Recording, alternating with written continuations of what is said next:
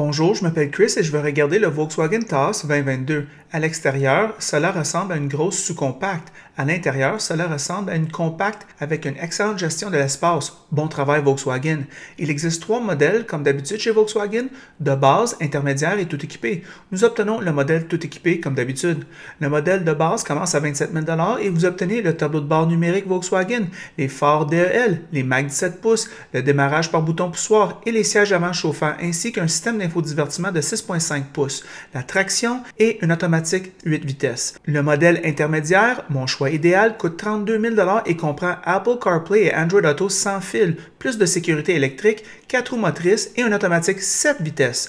Le modèle tout équipé coûte près de 37 000 $ et vous obtenez du cuir, un système de navigation, un toit ouvrant, des sièges ventilés, un son haut de gamme et un tableau de bord numérique haut de gamme.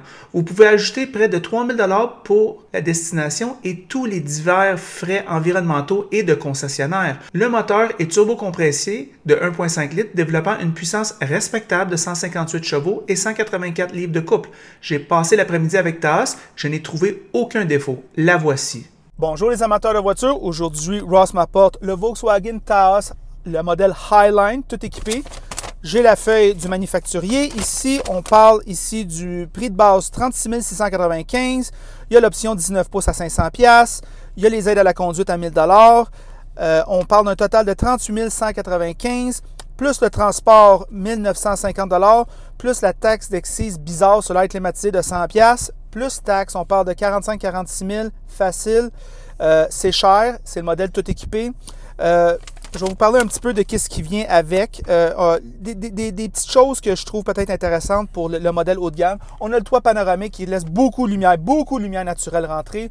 On a ici le dash digital. On a le système audio Beats. On a les bancs en cuir pour en nommer quelques-uns.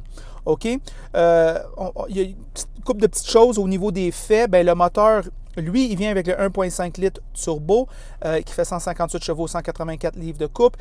En 4 roues motrices, il vient avec une 7 vitesses. Avec la traction, c'est une 8 vitesses, intéressant. D'ailleurs, la traction, il fait 8,4 litres au 100 km en ville, 6,6 litres sur l'autoroute. On rajoute 1 litre au 100 km avec le 4 roues motrices. Et c'est peut-être un petit peu plus avec les grosses gommes de 19 pouces. Moi, je trouve que Volkswagen, ils ont toujours ça en 3 modèles, right? Il y a 3 garnitures, si on veut. Et puis, toujours intéressant, la garniture du milieu de Volkswagen, 32 000 ou 33 000, avec le Comfort Line. Tu as quand même un écran infodivertissement de 8 pouces. Tu as siège électrique en avant. Tu as l'air climatisé Bizone. Tu as le cuirette qui est quand même facile à nettoyer. Tu as des roues 17 pouces avec, plus important, un ratio 55. Très bon pour les routes toutes défaites de Montréal. Et puis, tu as l'avertissement de trafic transversal en arrière et sur les côtés. Alors, ça, c'est assez complet pour le prix. Moi, je pense que la valeur est là. On va aller à Ross maintenant. Ross, qu'est-ce que tu en penses de ce véhicule-là? Bien, première génération du Volkswagen Taos. Ouais. Comme tu disais, le prix du modèle d'essai avec transport préparation, on dépasse les 40 000 plus taxes. Oui.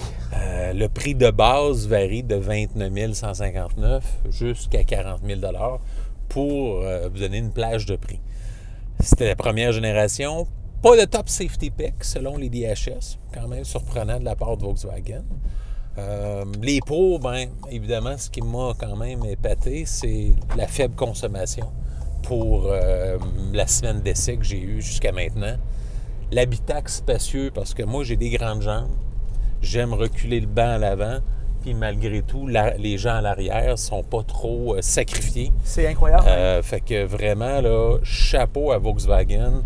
Les Allemands sont pas assez maîtres pour exploiter au maximum l'habitacle, pour avoir un habitacle le plus volumineux possible, malgré que ce véhicule-là est dans une classe, on pourrait dire, sous-compact, compact, ouais, ou entre les deux.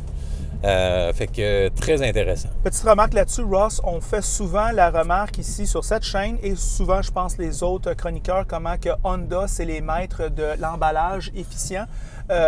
Mais sous-rapporté, c'est Volkswagen le fait très bien. C'est un bon point que tu fais. Tout à fait.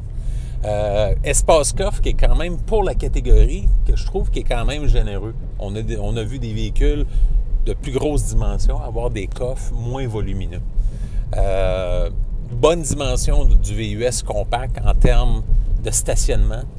On était ici à Montréal, fait que pour ce qui est du stationnement en parallèle, stationnement dans les centres d'achat, ça va être un véhicule qui est quand même agréable là, à stationner dans des endroits un peu plus restreints. Quelque chose de fun pour tous les jours. Hein? Exactement. On ne le voit pas ça dans la salle de montre. Exact. Bon couple moteur avec le 1.5 turbo qui offre quand même un couple pratiquement instantané là, à faible RPM. Tableau de bord digital, comme tu en faisais mention, moi je trouve que c'est vraiment au goût du jour, même dans un véhicule d'entrée de gamme. C'est vrai qu'on a le véhicule haut de gamme du Taos, mais c'est quand même une bonne note de Volkswagen là, de mettre ça au goût du jour. VUS, moi, que je trouve quand même confortable. Ah ouais. Moi, je l'ai eu pendant une semaine, puis cette semaine, j'ai vraiment apprécié là, sur nos routes caoteuses. Le rayon de braquage est relativement court, la tenue de route est plaisante, facile à stationner, comme je disais, avec un véhicule quand même là, assez fougueux. Pour ce type de véhicule-là, là, c'est appréciable. Les comptes, bien, évidemment, comme tout produit Volkswagen, il y a tout le temps un petit point d'interrogation sur la fiabilité à long terme. Je vais en faire des remarques là-dessus tout à l'heure. Puis, évidemment, en début de production, ce véhicule-là, Volkswagen a dû arrêter la production pour des petits problèmes techniques. Fait que c'est à y penser. Prix élevé quand même, là, on parle du modèle ici qui est à 40 000 $. On est dans un modèle sous-compact, compact, mais c'est quand même assez dispendieux. Transmission qui est un petit peu lente sur certains changements de vitesse, OK? Il y a des fois une petite hésitation. C'est pas la fin du monde, mais c'est quand même à noter. La ligne extérieure, moi, j'aime bien, mais certaines personnes vont la trouver conservatrice. On n'est pas dans une ligne... Là, on reconnaît Volkswagen, mais plus Volkswagen Amérique du Nord, ouais, en termes de ligne. La concurrence, bien, ça, c'est rendu... C'est une jungle, c'est de la folie. Il y a du bon dans la messe, comme on dit. Il y a le Buick encore GX. On peut parler également du Chevrolet Trailblazer. La Fiat 500X, pour ce qui en reste. Ford EcoSport. Honda HR-V, qui est à sa dernière année, qui va être renouvelée en 2023, qu'on a bien hâte d'essayer prochainement, dans les mois prochains. L'Hyundai Kona, le Jeep Renegade, le Kia Niro, Kia Seltos, le Mazda CX-30, Mitsubishi Eclipse Cross, on peut penser également au Mitsubishi RVR, le Nissan Qashqai, le Subaru Crosstrek, et pour finir, le Toyota Corolla Cross qu'on va essayer dans les prochaines semaines. Fait que comme tu peux voir, là, il y a une panoplie de concurrents. Vraiment, là, Volkswagen ne fait pas cavalier seul. C'est une jungle et Volkswagen devait nous présenter un véhicule de qualité et à la hauteur pour concurrencer tous ces joueurs-là. Puis je pense qu'ils ont livré la marchandise. Oui. Oui. Fait que, quelles sont tes impressions là-dessus? Ross, mes impressions sont très bonnes. J'avais beaucoup aimé la Tiguan. Oui. J'avais donné vraiment une bonne chronique. Et puis, quand je suis allé dans l'Ouest durant l'hiver, l'automne passé, j'avais beaucoup aimé le Atlas que j'avais loué. Et puis d'ailleurs, quand on l'a fait, je l'ai beaucoup aimé. Alors, moi, je trouve qu'au niveau des VUS, on dirait que les multisegments, je trouve que Volkswagen, ils l'ont. Ils ont bien cerné le marché, assis haut, bonne visibilité, fait avec du style, conservateur, mais fait avec du goût, très unisexe comme look. Moi, mon ex-blonde, elle avait une Volkswagen Golf. Ouais. Et à part la fiabilité, elle l'a beaucoup aimé. Exact. Ma blonde, à l'heure actuelle, elle a une Jetta. Puis on va parler de la fiabilité. Elle, c'est une 2017. Et tout de suite, après que la garantie a fini, l'infodivertissement, elle a chié. Oh. Elle s'en va au concessionnaire, c'est 2000 $. Ouch. OK? C'est 2000 $ après 4 ans et quelques. C'est inacceptable. C'est inacceptable. Ça fait mal. Ils ont quand même fait un deal pour le prix. Okay. Mais quand même, c'est inacceptable. On ne peut pas payer ce genre de prix-là après 4 ans. Alors, j'en reviens là-dessus dans ma conclusion au niveau de ma recommandation. À l'intérieur, maintenant, ben, Ross, moi, je te dirais peut-être c'est les roues 19 pouces, mais moi, je trouve qu'il il porte un petit peu plus dur que peut-être ses compétiteurs quand on fait du Montréal, disons. Et puis, je ne sais pas si c'est la suspension ou si les roues 19 pouces low profile. Je pense que c'est peut-être les roues. Les 19 pouces, ça aide pas. Puis aussi, ben, il y a quand même, le véhicule a quand même un certain dynamisme au niveau de la conduite. Effectivement. Puis les pneus à profil bas, évidemment, contribuent à la fermeté. Il y a comme un edge là, quand on frappe les petites bosses, là, puis je pense peut-être que c'est les pneus profil bas. Si vous prenez le modèle milieu de gamme, je pense que vous éviteriez ça. D'autres choses à l'intérieur, mais le dash digital, l'infodivertissement, très approprié. Le système audio Beats, très approprié. Le toit panoramique, énorme. Ross, il est midi, puis on créerait qu'il est 6 heures le soir. Mais à l'intérieur, on a vraiment une belle visibilité claire. Aussi, l'effet deux tons de l'intérieur, de la couleur intérieure, c'est pas tout noir ou gris foncé. Il y a du gris pâle là-dessus. Belle nuance. Ça brise le monotone, disons. Beau volant gainé de cuir, belle position de conduite. Tous les bancs Volkswagen, ça ressemble tous, mais différents modèles, on dirait qu'il y a un est un petit peu plus confortable que d'autres. Je ne sais pas si c'est le rembourrage, je ne sais pas qu'est-ce qu'ils font, mais ceux-là ici sont plus confortables que la moyenne. L'ergonomie est là, en tout cas. Oui. Sur l'autoroute, Ross, tu faisais la remarque, ben pas trop de bruit comparé à la compétition. On voit que c'est du haut niveau. On est capable de se parler. Ouais. Moi, je pense que vous allez pouvoir parler aux passagers arrière sans trop crier. Ça, c'est le fun, ça, pour la randonnée dans le Nord. Note intéressant, le traction a vraiment une excellente économie d'essence. Il faut dire aussi qu'ici au Québec, les Québécois font un bandage extrême sur la 4 roues motrices. Je ne dis pas ça pour bitcher, c'est un fait et c'est pour sensibiliser les auditeurs qui ne sont pas nécessairement du Québec. On va beaucoup pour ça. Il y a des hivers, il y a beaucoup de neige. Puis, surtout quand on monte vers la ville de Québec, on a toujours un mois et demi de plus d'hiver. L'hiver a été rude pour l'hiver 2021-2022. Fait que le 4 roues motrices, c'était approprié. Moi, je te dirais que la puissance est adéquate, surtout pour l'économie d'essence qu'on a. Moi, je trouve que le moteur, c'est vraiment une des meilleures choses de ce véhicule-là. Le 1.5 turbo semble être le bon moteur pour le moment, surtout avec les prix d'essence. Je veux dire, c'est évident, ça ne reviendra plus à une pièce. Là. Je veux dire, moi, je pense que... En tout cas, c'est pas demain la veille qu'on va voir ça. C'est juste, on est dans une atmosphère un peu poche pour ça, mais c'est de même. Alors, un moteur qui est économe est toujours apprécié. Personne ne veut payer du gaz, moi inclus. Moi, je dois dire que l'espace intérieur est vraiment plus élevé que qu'est-ce qu'on pourrait voir de l'extérieur. Et moi, je vais te dire de quoi? 4 grandes personnes peuvent être ici, confortables, pendant, moi, je pense, des heures.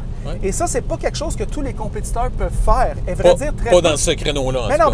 Parce que c'est comme, il est comme positionné dans un endroit bizarre entre sous-compact puis compact, mais à l'intérieur, on sent vraiment qu'il est compact, là. Alors, c'est vraiment winner à ce niveau-là. On parlait hors caméra, quelle voiture que tu achèterais. Moi, en location, à cause de sa fiabilité, je la mets comme, je dois dire, quand on pense à être élevé, bonne visibilité, faite avec du style à l'extérieur, un beau style unisexe, à l'intérieur, assez convenable, pas trop de gadgets, une disposition Volkswagen peut-être un peu vieillot, mais familier et facile à utiliser. Moi, je pense que c'est un nouveau meilleur de catégorie sur la location. C'est discutable parce que ses compétiteurs sont tellement bons. Peut-être que vous revenez dans une semaine, je vais peut-être changer d'idée. Mais aujourd'hui, en ce moment, avec les compétiteurs actuels, je le mets numéro 1 pour la location. Avec une bémol que je pourrais changer d'idée. En achat, à cause de la fiabilité non prouvée de Volkswagen, Ross, s'il y aurait la fiabilité de Toyota, ces véhicules-là, ils passeraient, ils seraient les meilleurs. Ah oui, c'est sûr que Volkswagen il serait le vendeur numéro 1 dans cette catégorie-là, sans aucun doute. Moi, je la jette, en tout cas, s'il y a la fiabilité Toyota. Ross, c'est quoi tes pensées finales? Bien évidemment, pas de restriction en location. Ça serait sûrement la façon de se procurer ce véhicule-là. Le 4 ans, 80 000 km en location sans trop de problèmes. Évidemment, à long terme, on n'est pas ici dans un Toyota Corolla Cross. On n'est pas ici avec un Honda HR-V, qui sont des véhicules moins plaisants à conduire que le Volkswagen Taos, mais par contre qui sont beaucoup plus fiables ou qui ont, comment je pourrais dire, une réputation là, de ce point de vue-là qui n'est plus à faire. Ross, je veux juste faire une dernière remarque. Ça a de l'air dur, on va dire, c'est peut-être anecdotique, qu'est-ce que j'ai dit à propos de l'écran infodivertissement qui lâche. Moi, je connais aucun propriétaire Toyota qui m'a parlé d'un éco-divertissement qui lâche. C'est rare. Puis je connais pas mal plus de propriétaires de Toyota. Moi, je connais des gens, par contre, qui ont eu des très belles expériences avec le Volkswagen, que ça a duré très longtemps. Ouais. Puis j'ai entendu des histoires d'horreur aussi. C'est ça, c'est inégal. C'est inégal, exactement. Ouais. C'est la définition du mot inégal. Alors, c'est nos pensées sur le très bon Volkswagen Taos 2022. Constructeur, je trouve qu'il commence à faire ça, surtout au niveau des VRS et des multisegments, vraiment des produits de qualité. Je parle des gens qui ont des Tiguan, tous des bonnes expériences, alors c'est à suivre. Alors, si vous aimez la vidéo, aimez-le. Si vous ne l'aimez pas, aimez-le pas. Et si vous l'aimez beaucoup, mais franchement, abonnez-vous à la chaîne et c'est tout.